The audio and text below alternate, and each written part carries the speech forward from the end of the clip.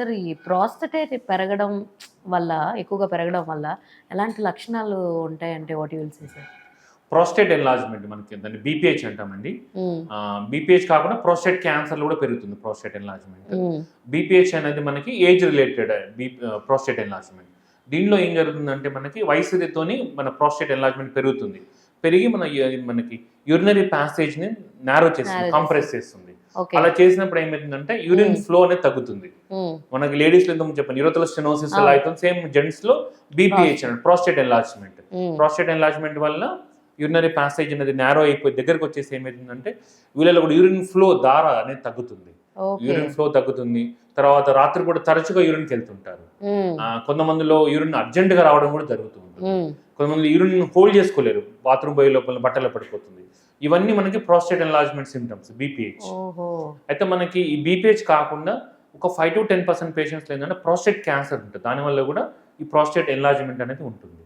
So దానికోసం అందుకనే మనం ప్రతి బీపీహెచ్ పేషెంట్ ఆ ప్రోస్టేట్ ఎన్లార్జ్మెంట్ పేషెంట్ మన దగ్గరకు వచ్చినప్పుడు ఇంతకుముందు చెప్పినటువంటి తరచుగా మూత్రం రావడం, ఫ్రీక్వెంట్ యూరినేషన్, యూరినరీ అర్జెన్సీ, తర్వాత యూరిన్ లీక్ కావడము, సో యూరిన్ దార అనేది తగ్గిపోవడము, యూరిన్ ఫ్లో తగ్గడము, సో ఇలాంటి సిమ్టమ్స్ ఉన్న అందరికీ ఈ పిఎస్ఏ అని ఒక టెస్ట్ చేపిస్తాం, prostate specific antigen. Okay. So PSA అంటే that's what my next question actual I would like to ask. PSA test అసలు ఏంటి, దాన్ని ఎందుకు చేస్తారు?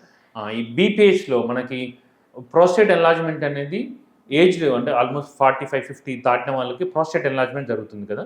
సో దాంట్లో 80 to 85% పేషెంట్స్లలో మనకి prostate enlargement age related BPH అంటే ఏజ్ రిలేటెడ్ బీపీహెచ్ వల్ల ఎన్లార్జ్మెంట్ అవుతుంది. 10 to 15% పేషెంట్స్లో మాత్రము prostate enlargement because of the prostate cancer. Okay. So మనకి 85% ఆఫ్ ద పేషెంట్స్ ప్లస్ ఈ 10 to 15% ఆఫ్ ద గ్రూప్ని డిఫరెన్షియేట్ చేయడం కోసము ఈ పిఎస్ఏ అని ఒక సింపుల్ బ్లడ్ టెస్ట్ చేస్తాం, ప్రోస్టేట్ స్పెసిఫిక్ యాంటిజెన్ అంటాం. ఈ పిఎస్ఏ అనేది నార్మల్ రేంజ్ వచ్చేసి 0 to 4 నానోగ్రామ్స్ పర్ ఎంఎల్.